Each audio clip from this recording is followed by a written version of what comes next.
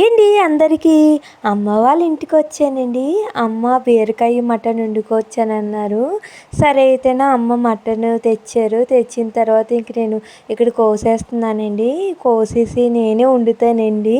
అమ్మ నాకే వండమంటుంది.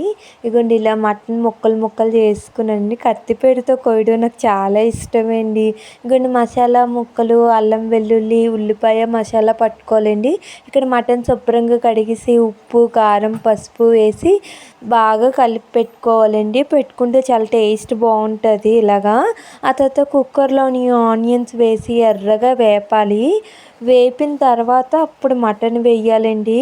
మటన్ కొన్ని ఎర్రగా వేపాలి. దగ్గరగా వేపిన తర్వాత బాగుంటుంది మటన్ కూడా. చూడండి ఇలాగా అన్నీ పట్టించేసాం కదా. ఇప్పుడు గరం మసాలా ముద్ద వేసేసి ఇలాగ దగ్గరికి మటన్ వేపుకొని ఉంచుకోవాలండి. ఒక బిర్యానీ ఆకు కూడా వేయాలండి, మర్చిపోయాను నేను. అది అమ్మ వేసిన తర్వాత బీరకాయ, టమాటాలు కొన్ని వేసేయాలి.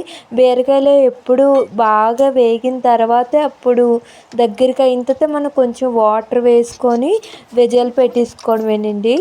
చూడండి ఇలాగా మూత పెట్టేసి ఇలా దగ్గరికి ఉడికించుకోవాలి మటన్.